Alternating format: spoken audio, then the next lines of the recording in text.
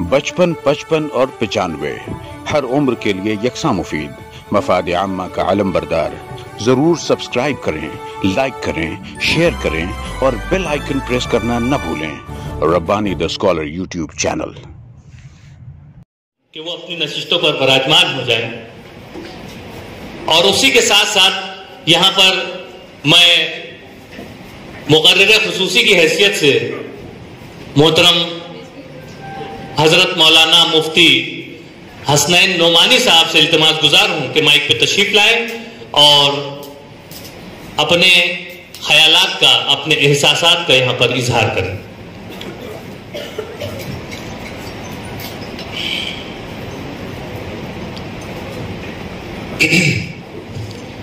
अल्हम्दुलिल्लाहि रब्बिल आलमीन वस्सलातु वस्सलामु अला सय्यिदिल मुरसलीन व अलैहि व अला आलिहि व सहबिहि अजमईन, अम्मा बाद।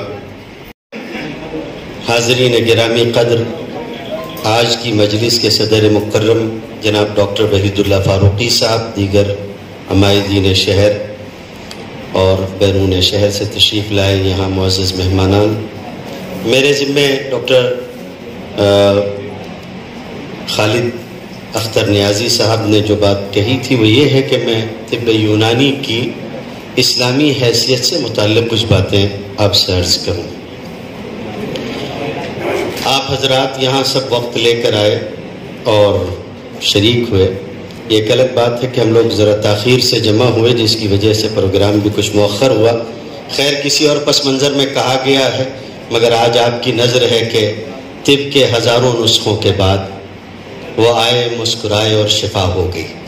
खैर, तो आप हजरात के सामने यहाँ मैंने सोचा था कि मैं अपनी तकरीर लिखी हुई करूँगा ताकि कोई हश्व व ज़वाइद ना हो। आज हम और आप यहाँ शहर मालेगांव के मशहूर व मारूफ तबीब जनाब डॉक्टर व हकीम खालिद अख्तर नियाज़ी साहब की तालीफ मनाफ़िउल अद्वियात यूनानी के हिस्सा अव्वल की तकरीब इजरा में हाजिर हैं। अल्लाह ताला इस किताब को शरफ़ कबूलियत से नवाजे और इसके नफ़े को ताम फरमाए और हिस्सा अव्वल के लाहिक़े से मुस्तक़बिल का जो खुशाइंद आज़्म झलक रहा है, अल्लाह ताला उसका ज़हूर में आना आसान फरमाए, आमीन। हाज़रीन गिरामी क़द्र, तिब्ब यूनानी जिसे तिब्ब मशरिक़ी और तिब्ब इस्लामी भी कहा जाता रहा है, इसके तहत जड़ी बूटियों से इलाज की इफ़ादियत ज़माने क़दीम से मुसल्लम है। यहाँ तिब्ब यूनानी का दूसरे तरीक़ा है इलाज से मुआज़ना, उसके माजी पर एक नज़र डालना और इस्लाम से उसके रिश्ते को जानना मुनासिब होगा। यूनानी तिब या हिकमत को उसके माहिरीन कदीम तरीन तरीक़े इलाज मानते हैं और इब्तिदाई मरहले में बुक़रात का नाम लेते हैं, जिन्होंने कहा था कि कुदरत ही सबसे बड़ा मुआलिज है। अगरचे तिब बाकायदा तौर पर माक़ब्ल बुक़रात मुदव्वन हो गई थी, लेकिन इस दरमियान के अतिब्बा ने इस तिब को अपने अंदर ही महफूज रखा। पद्मश्री हकीम सैयद ज़िल्लुर्रहमान साहब ने हैदराबाद में एक मौके पर ख़िताब करते हुए फरमाया था कि तिब्ब यूनानी की एक मुसल्लमा तारीख़ है और ये सबसे कदीम तिब है, जिसका सिलसिला बाबिली तहजीब से शुरू होता है। कदीम यूनानियों के अक़ीदे के मुताबिक पहला तबीब अस्क्लेपियस जो है, उसने हज़रत इदरीस अलैहिस्सलातु वस्सलाम यानी हरमस से तिब की तालीम हासिल की थी। इस तरह तिब यूनानी का सिलसिला पैगम्बर खुदा हज़रत इदरीस अलैहिस्सलातु वस्सलाम तक पहुँचता है, जिनको खालिक़ कायनात ने इल्म व हिकमत और मारिफत से नवाजा था। मोहतरम सामईन, तरक्की पजीर और तरक्की याफ्ता दोनों ममालिक ही अब इससे फ़ायदा उठा रहे हैं। एलोपैथी के माहिरीन इसकी क़दामत पर सवालिया निशान लगाते रहे हैं और पुरलुत्फ़ बात यह है कि इसका जवाब भी एक सवाल की ही सूरत में दिया जाता रहा है कि एलोपैथी से कबल आखिर कौन सा तरीक़ा इलाज राइज था।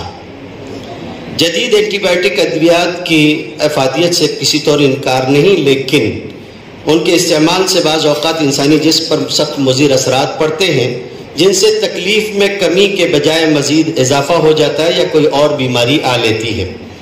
यही वजह है कि आज इस एटमी दौर में पूरी दुनिया के लोग दोबारा जड़ी बूटियों के फितरी इलाज की तरफ मुतवज्जे हो रहे हैं, क्योंकि तिब्ब यूनानी या हर्बल सिस्टम ऑफ मेडिसिन में अद्वियात का इस्तेमाल मौसम, उम्र और मिजाज को मद्देनज़र रख कर किया जाता है, जिसकी वजह से इन देसी अद्वियात के किसी किस्म के साइड इफ़ेक्ट बहुत कम होते हैं। तिब्ब यूनानी की खूबी यह है कि इसमें सबब का इजाला किया जाता है اور جدید طریقہ علاج میں بائیو کیمسٹری پہ انحصار ہے۔ آج کی مفہوم تعبیر میں یوں کہا جا سکتا ہے کہ جدید طریقہ علاج میں کیمسٹری کو بنیاد بناتے ہیں اور طب یونانی میں فزکس کو۔ جہاں تک طب یونانی کے مستقبل کا سوال ہے تو WHO کی رپورٹ کے مطابق جدید میڈیکل سائنس کی بے پناہ ترقی کے باوجود دنیا 86% دنیا کی آبادی ہربل ادویات کا استعمال کر رہی ہے، جبکہ اقوام متحدہ کے فنڈ برائے آبادی کے مطابق اگر پڑوسی ملک کو ہی دیکھ لیا جائے تو وہاں کی 76% آبادی مختلف امراض کے سلسلے میں طب یونانی کی ہربل میڈیسینز کا استعمال کرتی ہے۔ آج ہمارے ملک میں طب یونانی بہت سے دیگر طریقہ علاج ہومیوپیتھی، ایلوپیتھی، آیوروید اور نیچروپیتھی وغیرہ کے ساتھ نہ صرف قانونی طور پر رائج ہے بلکہ اس کے فروغ کے لیے ایک علیحدہ وزارت بھی آیوش کے نام سے قائم کی گئی۔ ایک الگ شکوہ ہے کہ وہاں طب یونانی کو اپنا حصہ حاصل کرنے کے لیے کس قدر جدوجہد کرنی پڑی اور آج بھی اس کے ساتھ سوتیلا سلوک کیا جا رہا ہے، یہ سب جانتے ہیں۔ پھر بھی اس کی افادیت کا ایک بین ثبوت ہے کہ ملک کے طول و عرض میں کم و بیش 60 ایسے ادارے ہیں جہاں طب یونانی میں بیچلر ڈگری تک کی تعلیم دی جاتی ہے، جبکہ انہی میں سے تقریباً 11 اداروں میں ماسٹرز وغیرہ کے پروگرام بھی ہیں۔ محترم سامعین، یونان کی طرح مسلم دنیا میں بھی علم طب کی بنیاد 4 عناصر والے نظریے یعنی اخلاق اربعہ پر تھی، جسے دوسری صدی عیسوی کے یونانی طبیب جالینوس نے پیش کیا تھا، لیکن مارستان کے نام سے ہسپتالوں کا قیام اور انہیں متعارف کرانا، نیز ہسپتال کی طرح علم الادویہ کو بطور پیشہ متعارف کرانا بھی اسلامی ایجاد ہے۔ مسلمان اطباء کے یہاں ہر چیز کی جغرافیائی نوعیت، طبعی خواص اور جن امراض کے استعمال میں وہ برتے جاتے ہیں، ان کی تفصیلات بہت ہی قوت کے ساتھ موجود ہے۔ مسلمان طب یونانی کی نشت ثانیہ کے اکیلے علم بردار ہیں۔ آج جو یونانی اطباء کی کتابوں میں ان کے اقوال اور ان کے تجربات موجود ہیں وہ سب مسلمانوں کے رہین منت ہیں۔ اگر مسلمانوں نے اس کو عربی جامہ پہنا کر اور اس میں اضافہ و ترمیم کر کے اسے زندہ و جاوید نہ بنایا ہوتا تو حکماء یونان کے فلسفے اور طبی کارنامے دفتر گمگشتہ ہو چکے ہوتے۔ خیال رہے کہ جس وقت مسلم اطباء اسپین میں طب یونانی کو طب اسلامی کے قالب میں ڈھال کر عروج کی منزلیں طے کرا رہے تھے، وہیں عیسائی یورپ میں علاج کا عمل گھسٹ گھسٹ کر اس نقطۂ نظر کے ساتھ چل رہا تھا کہ طبیب مریض کا علاج کر کے خدا کی مرضی کو للکارتا ہے۔ لوگ بقراط کو بابا طب کہتے ہیں، لیکن سرجری کے بابا آدم ہونے کا تاج 30 جلدوں میں مشتمل التصریف لمن عجز عن التالیف کے مصنف ابو القاسم الزہراوی کے سر رہا۔ دنیا زہراوی کی کتاب سے قبل طب، جراحت، علم الادویہ اور صحت کا ایسا جامع اور محیر العقول خلاصہ اس نے نہیں دیکھا تھا۔ ابو القاسم کے شاہکار کے سامنے یورپ کے مبہوت رہ جانے کا عالم یہ رہا کہ یورپ کے دانش کدوں میں 16ویں صدی تک یہ ریفرنس بک بنی رہی، اور صرف اسی پہ کیا بس ہے، ابن رشد کی الکلیات فی الطب جو ہے وہ ٹیکسٹ بک بنی رہی صدیوں تک۔ رازی جو تجرباتی طب کا بابا آدم ہے، اس کی طبی تصنیفات کے مقابلے میں جالینوس کی تصنیفات پھیکی پڑ گئیں۔ یہ میرے رازی کے ہم مذہب ہونے کا شاخسانہ ہرگز نہیں ہے۔ رازی کے بارے میں عربین میڈیسین میں ایڈورڈ جی براؤن نے لکھا ہے کہ اس کا شمار سب سے زیادہ سیر حاصل لکھنے والوں میں ہوتا ہے۔ مسلمانوں کی اصلاحات کا اندازہ اس بات سے لگایا جا سکتا ہے کہ مامون کے عہد تک اطباء کی طرح ادویہ سازوں کا بھی امتحان لے کر دوا سازی کی اجازت دی جانے لگی تھی۔ طب کو اس بلندی تک لایا گیا کہ ابو مروان ابن زہر جو ہے وہ عورتوں کی طبی تعلیم کا بانی بنا۔ اس کی بیٹی اور نواسی نے علم طب کو حاصل کیا، جبکہ اس کے تقریباً 7 صدیوں کے بعد جان ہاپکنز یونیورسٹی جو ہے وہاں سے کسی عورت نے پہلی مرتبہ میڈیکل کی تعلیم حاصل کی۔ اصلاحات اور اضافے کی بات تو ایک طرف ہے، امیون پاور کا بڑا تذکرہ آج کل چل رہا ہے کورونا کال کے سلسلے میں۔ ابن رشد نے جو کچھ لکھا ہے یا اور دیگر لوگوں نے، سب سے پہلی بات دنیا کے پاس معلوم حوالہ امیون پاور کے اعتبار سے اگر کوئی ہے تو وہ ابن رشد کا سب سے پہلا حوالہ ہے جو معلوم تاریخ میں ہمارے پاس موجود ہے۔ اس نے لکھا تھا کہ چیچک زندگی میں صرف ایک بار حملہ کرتا ہے اسی طریقے سے امراض کے متعدی ہونے کو ابن خطیب نے اسپین میں طاعون کے سلسلے میں بیان کیا. یہ بھی امراض کے متعدی ہونے کے سلسلے میں سب سے پہلا معلوم حوالہ ہے. طب سے مسلمانوں کا لگاؤ اور طبی نقطۂ نگاہ سے مسلسل تحقیقات کا جاری رہنا اور ہر بیماری کا علاج ڈھونڈ نکالنے کی کوشش کرنا مسلمانوں کو اس کی تعلیم کتاب و سنت سے حاصل ہوئی، اور یہی وہ بنیادی نقطہ ہے جس نے اتنا بڑا کارنامہ انجام دیا. نبی کریم صلی اللہ علیہ وسلم کا فرمان امام بخاری اپنی کتاب صحیح بخاری میں نقل کرتے ہیں. حضور صلی اللہ علیہ وسلم نے فرمایا ما انزل اللہ من داء الا انزل له شفاء. اللہ نے کوئی ایسی بیماری نہیں اتاری جس کی شفا نازل نہ فرمائی ہو. اور ابو داؤد نے اپنی کتاب میں لکھا، ابو داؤد السجستانی نے، کہ عن ابی الدرداء قال قال رسول اللہ صلی اللہ علیہ وسلم ان اللہ انزل الداء والدواء وجعل لكل داء دواء فتداووا ولا تداووا بحرام. کہ اللہ تعالیٰ نے بیماری بھی اتاری، دوا بھی اتاری، اور ہر بیماری کے لیے دوا رکھی، تو تمہیں چاہیے کہ تم علاج سے کام لو اور بہرحال حرام کے ذریعے علاج نہ کرو. مسلمان توہمات سے ہٹا کر اس عقیدے پر لائے گئے کہ بیماری اور شفا کا نظام اللہ کے ہاتھ میں ہے. وہ جسے چاہتا ہے بیماری میں مبتلا کر دیتا ہے اور جسے چاہتا ہے صحت کی عظیم نعمت بخشتا ہے. اس کے ساتھ ساتھ اس نے بیماری کے وقت ادویات استعمال کرنے اور ظاہری اسباب کو بروئے کار لانے کی ترغیب دی ہے. اللہ رب العزت نے دنیا میں کوئی بھی بیماری ایسی نازل نہیں فرمائی جس کا علاج نہ ہو. ہمارا اس بیماری کے علاج کو دریافت کرنے کی ہماری جو کوشش ہے وہ کم اور سست ہو سکتی ہے، یا ممکن ہے کہ ہم اس کا علاج دیر سے دریافت کریں، لیکن اللہ نے بیماری کے ساتھ اس کا علاج بھی نازل کیا ہے. یہی وجہ ہے کہ طب یونانی پر جو کہ موجودہ طب تھا، مسلمانوں نے اتنی محنت کی کہ وہ بجا طور پر طب اسلامی کہلایا. میں جناب ڈاکٹر و حکیم نیازی خالد اختر صاحب کی منافع الادویات کو ماضی کے اسی زرین تسلسل کی ایک سنہری کڑی سمجھتا ہوں، اور طب یونانی کے روشن مستقبل کے لیے ایک نیک فعال خیال کرتا ہوں. نیازی صاحب اپنا کام کر گئے، ذمہ داری اب میری اور آپ کی ہے. اب جس کے جی میں آئے وہی پائے روشنی. ہم نے تو دل جلا کے سر عام رکھ دیا. وآخر دعوانا الحمدللہ. انتہائی جامع انداز میں محترم مفتی حسنین صاحب نے اپنے خیالات اور احساسات کا یہاں پر اظہار کیا. آئیے منصورہ کالج سے وابستہ محترم ڈاکٹر ابوالعرفان صاحب، جنہوں نے جیسا کہ کورونا کال کا یہاں پر ابھی ذکر ہوا، کورونا کال میں منصورہ میں جو کاڑھا بنایا گیا وہ آپ ہی کے ذہن کی اپج، اور کہنا چاہیے کہ آپ ہی کے دست مبارک سے دست تعاون سے جو ہے وہ منظر عام پر آیا اور پوری دنیا میں چھا گیا. میں انتہائی ادب و احترام کے ساتھ مدعو کرتا ہوں کہ تشریف لائیں اور اپنے خیالات کا اظہار کریں. محترم ڈاکٹر ابوالعرفان صاحب.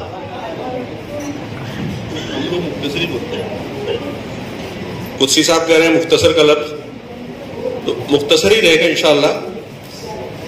عزیز دوستو، بات کہاں سے شروع کروں اور کیا کروں؟ خالد کی جب کتاب دیکھا تو بچہ کافی دن سے محنت کر رہا تھا، سر میں کتاب لکھ رہا ہوں، سر میں کتاب لکھ رہا ہوں، میں اچھا ہے ویسا ہے، اور سروت میں نام بھی ڈالنے کے لیے کہا اور آپ کچھ لکھ دیجیے. میں لکھنا پڑھنا ہمارے مطلب نہیں، وہ ادبی والا اپنی اس میں ہے نہیں کہ کچھ لکھ کر دے سکے. لیکن آج کتاب دیکھا تو سر فخر سے بلند ہو گیا کہ بڑی اچھی ترتیب دیا ہے اور بہت ہی خوبصورت کتاب دیا ہے. اب یہ اردو والوں کا کام ہے، کہ اس کتاب کو اس کی حیثیت سے نوازے. اور بالکل مولانا نے جیسا کہا کہ ہم نے تو دل جلا کے سر عام رکھ دیا، اب جس کے دل میں آئے وہ پائے روشنی. تو الحمدللہ مجھے بڑی خوشی ہوئی. اور رضوان ربانی صاحب نے کاڑھے کے تعلق سے کہہ دیا. کاڑھا تو خیر اطباء میں جو معاملات تقریباً تمام حکیم صاحبان ہی بیٹھے ہوئے ہیں یہاں پر، اور ہم میں آپس میں اختلافات بہت ہوتے ہیں. بغیر اختلاف کے ہم جی ہی نہیں سکتے، اور جب تک اختلاف نہ ہو مزہ بھی نہیں آتا ہے. جوشاندہ جو پوری دنیا میں مشہور ہوا، اگر وہ جوشاندہ ہوتا تو نہیں ہوتا. یہ میری اپج تھی، اس کو میں نے کاڑھا کر دیا. تو اس کے لیے میں نے جتنی بھی باتیں سنی ہیں وہ میں جانتا ہوں اور میرا دل جانتا ہے کہ آپ نے تو آیوروید کر دیا. میں نے کہا لکھا ہے نا بھائی یونانی کاڑھا.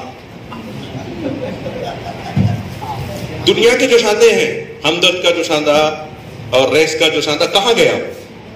कोई फॉर्मूले में ज्यादा फर्क नहीं था, कोई दवाओं में ज्यादा फर्क नहीं था, लेकिन उन जोशांदों को लोगों ने इस्तेमाल नहीं किया, लेकिन खाली पेश करने की तरतीब बदल गई और उसका शक्ल थोड़ी सी बदल दी गई, और अल्हम्दुलिल्लाह उसने ऐसा काम किया कि मैं सोच भी नहीं सकता था कितना काम हो सकेगा। और अल्हम्दुलिल्लाह हमारे अतिबा कराम ने रुपया भी बहुत कमाया, ये भी कहता चलूं मैं, तो कोई करोड़पति हो गया, कोई लखपति हो गया, हम जहां थे वहीं रहे। अल्लाह ताला ने एक काम ले लिया, और मुझे बड़ा अच्छा लगता है कि इस बहाने वो कौम जो यूनानी को नहीं जानती थी, अब वो यूनानी दवाएं इस्तेमाल करना शुरू कर दिया है।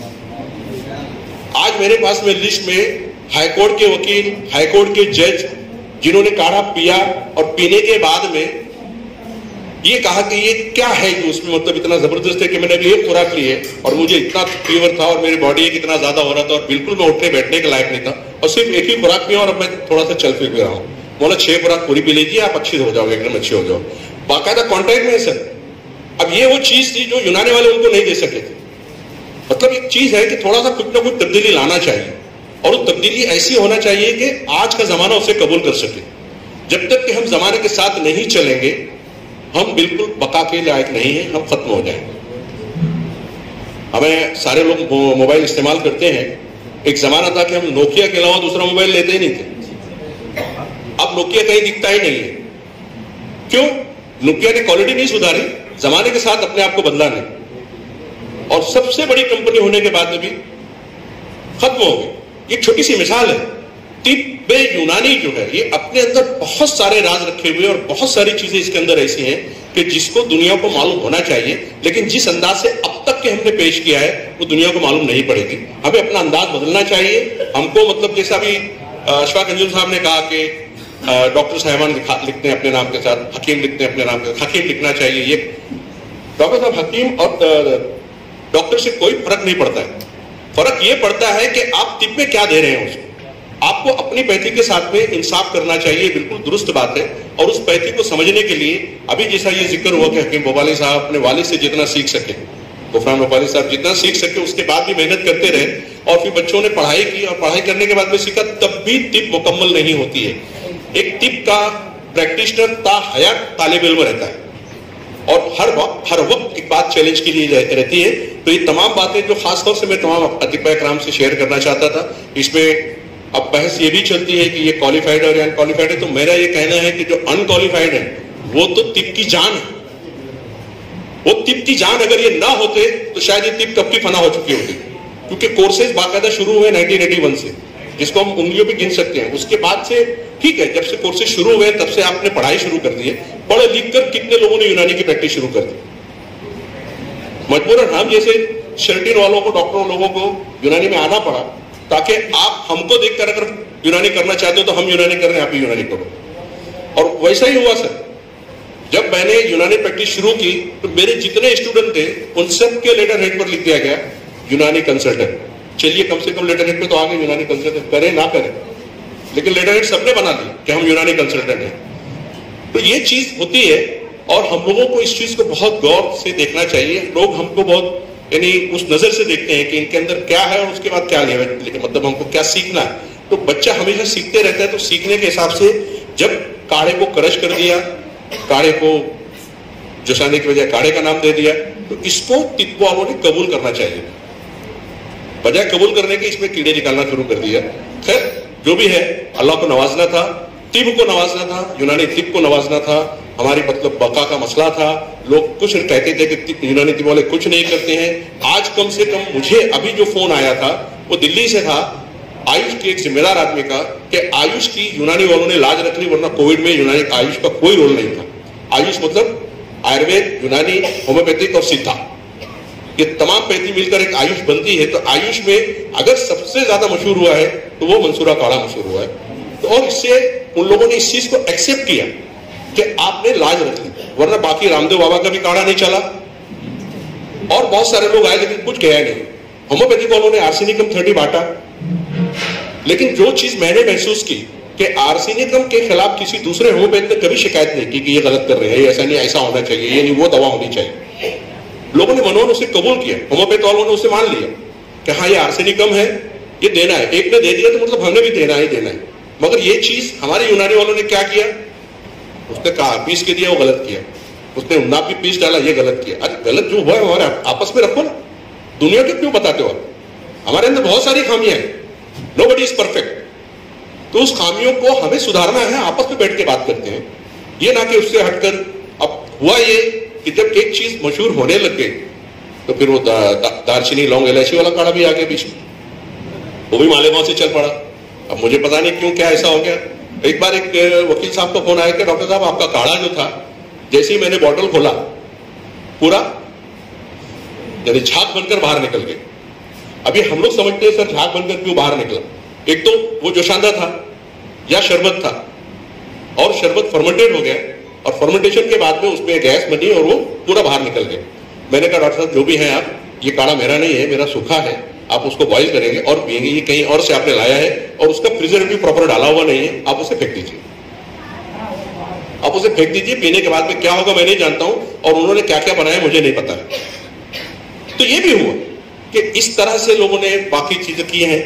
بہرحال میں بہت خوش ہوا خالد نیازی کی کتاب دیکھ کر کہ مجھے لگتا ہے کہ میرے پیچھے کافی لوگ ہیں جو کافی اچھے انداز سے یونانی کو پیش کرنا چاہتے ہیں اور پیش کر رہے ہیں. اپنے تئیں سبھی کوشش کر رہے ہیں. میں چاہوں گا کہ ہر ایک کوشش کرتا رہے, اور میری یہی خواہش ہے کہ میرے جو 3000 بچے نکلے ہوئے ہیں وہ 3 کے 3 اگر اس طرح سے کوشش کریں گے تو دنیا کہاں سے کہاں نکل جائے گی. یہ کہتے ہوئے میں اپنی بات ختم کرتا ہوں. السلام علیکم. بہت ہی خوبصورت پیرائے میں ڈاکٹر ابوالعرفان صاحب نے اپنی باتیں یہاں پر پیش کی. اسی اسنا میں جب وہ ڈاکٹر خالد نیازی صاحب کی ستائش کر رہے تھے, محترم ڈاکٹر اخلاق احمد صاحب نے وہ خوشخن خبر یہاں پر مجھ تک پہنچائی کہ منافع الادویات یہ جو کتاب کا اجرا یہاں پر عمل میں آیا ہے, اسے آپ نے 5000 روپے اعزازی قیمت دے کر خریدنے کا اعلان کیا ہے. یہ بہت ہی حوصلہ افزائی کی بات ہے. ویسے میں آپ کو بتلاتا چلوں کہ اس کتاب کی اصل قیمت جو ہے وہ 750 روپے, اور اسی کے ساتھ ساتھ منشائے حکیم جو کتاب ہے وہ اس کی قیمت 150 روپے ہے. لیکن آج یہاں پر اگر آپ منافع الادویات کتاب کو خریدتے ہیں تو اس کے ساتھ آپ کو منشائے حکیم فری میں مل جاتی ہے, اور اسی کے ساتھ ساتھ محترم ڈاکٹر خالد نیازی صاحب نے مزید کنسیشن اس میں کیا ہے, اور آج کے دن آپ کو یہ کتاب 750 روپے کی بجائے 600 روپے میں دستیاب ہوگی, جس کے ساتھ ایک کتاب آپ کو فری میں مل رہی ہے. 55, 55 اور 95 ہر عمر کے لیے یکساں مفید. مفاد عامہ کا علم بردار. ضرور سبسکرائب کریں, لائک کریں, شیئر کریں اور بیل آئیکن پریس کرنا نہ بھولیں. ربانی دی اسکالر یوٹیوب چینل. ربانی دی اسکالر یوٹیوب چینل علمی, ادبی, دینی, ملی, سماجی, ثقافتی, تہذیبی, فلاحی, طبی, فنی, معاشی, تجارتی, معاشرتی, انتظامی, انقلابی, تحریکی, تحقیقی, تکنیکی, تفتیشی, تعمیری, تعلیمی و معلوماتی یوٹیوب چینل. ضرور سبسکرائب کریں, لائک کریں, شیئر کریں اور بیل آئیکن پریس کریں. ربانی دی اسکالر یوٹیوب چینل.